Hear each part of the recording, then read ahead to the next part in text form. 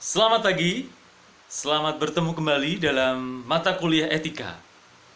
Kita sudah pertemuan keempat, ya.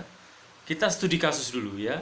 Setelah kemarin kita belajar tentang etika, definisi etika adalah ilmu mengenai pengetahuan apa yang baik dan apa yang tidak baik, apa yang benar dan apa yang tidak benar.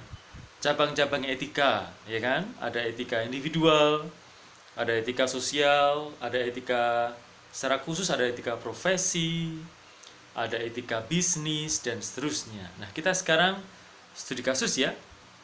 Jadi sekali lagi, etika itu cabang dari filsafat. Artinya, cabang dari ilmu tentang cinta kebijaksanaan.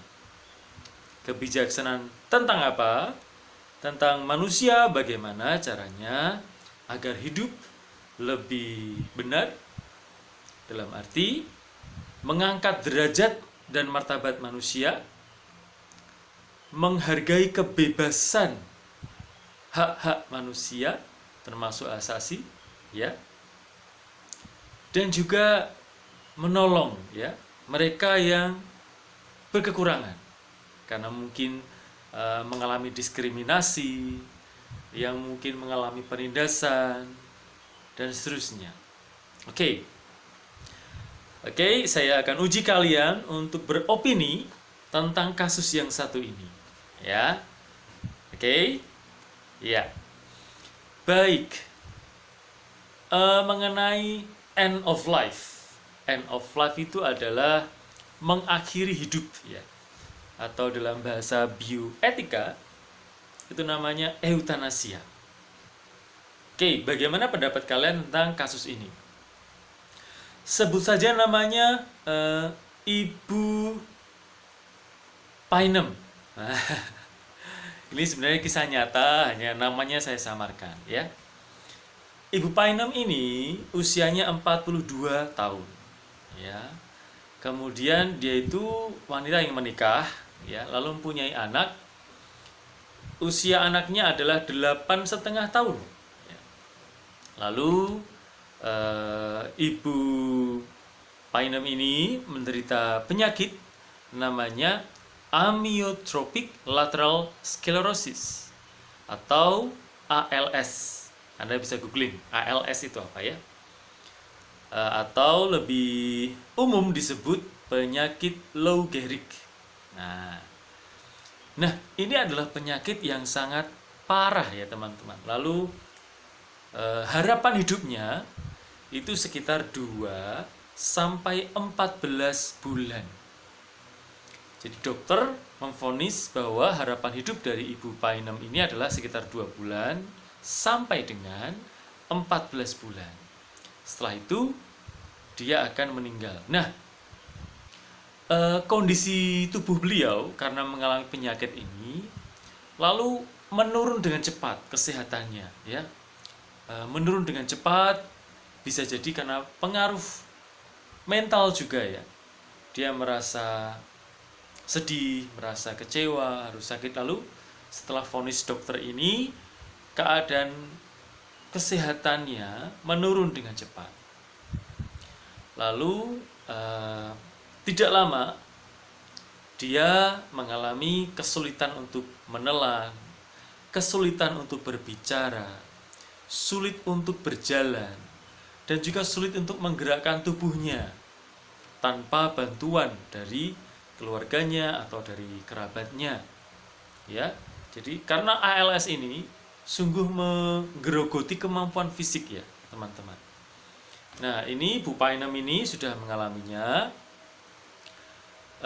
Kemudian dia hanya bisa tiduran saja, lalu memerlukan respirator untuk bernafas, ya, dan tidak bisa makan kecuali ada saluran yang saluran yang masuk ke mulutnya itu ya untuk makan, ya, lalu bisa dimasukkan dari sini ke perut, ya. Nah, Bu Painem ini memahami keadaannya, ya, dia sudah tidak bisa apa-apa, lalu keadaan tubuhnya menurun. Seperti perkiraan medis pada umumnya, dia yakin dia akan meninggal. Ya, kalau nggak 2 bulan lagi ya mungkin maksimal 14 bulan lagi. Hanya masalahnya dia menderita.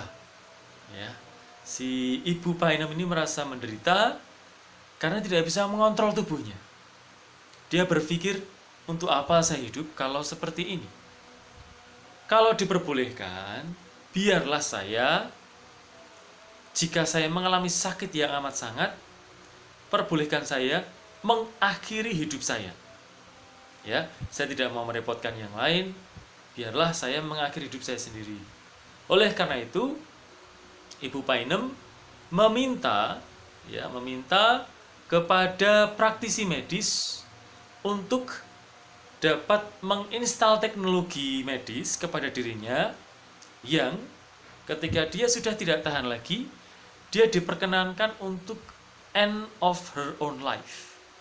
Dia diperkenankan untuk membunuh diri sendiri, ya. Jadi misalnya karena suatu sakit yang amat parah, lalu dia misalnya pencet satu tombol, lalu dia meninggal gitu, ya. Oke. Jadi ada Ibu Painem yang menderita penyakit ALS, lalu keadaan tubuhnya menurun dengan drastis.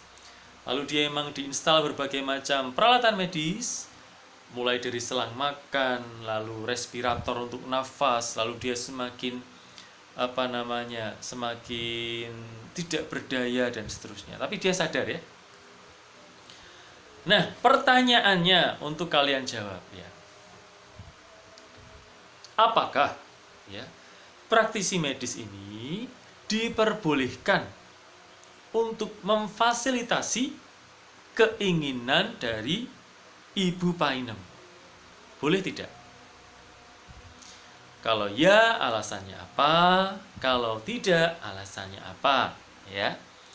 Saya akan berikan beberapa kemungkinan jawaban yang Anda bisa kutip, atau Anda mungkin bisa perbaharui, atau Anda bisa pelajari, tidak harus setuju, ya. Misalnya, ini ada jawaban yang ya. Praktisi medis harus setuju dengan Ibu Painem. Kenapa? Karena hak untuk hidup dengan martabat manusia itu juga dibarengi dengan hak untuk mati dengan martabat manusia. Jadi daripada si Ibu Painem ini menderita sampai menderita sekali sehingga keadaannya tidak manusiawi, maka bolehlah, ya. Kan bukankah manusia punya hak untuk hidup, dan apabila dia sangat menderita, dia punya hak untuk meninggal dengan martabat yang masih dikandung badan, gitu, ya. Ya. Atau tidak. Kenapa? Karena eutanasia tidak diperbolehkan. Dan kita tahu gereja juga menolak eutanasia, ya. Dan praktisi medis seharusnya tidak mengambil bagian sekecil apapun dalam keinginan Bu Painem untuk membunuh dirinya, ya. Kenapa? Karena kewajiban mereka bukan untuk membunuh orang lain. Kewajiban mereka untuk menolong orang lain. Oke. Kemudian misalnya begitu, ya. Lalu jawaban Anda apa, ya? Silahkan posting di tempat yang sudah saya sediakan, ya, di jam kuliah. Oke. Good luck. Berkah dalam.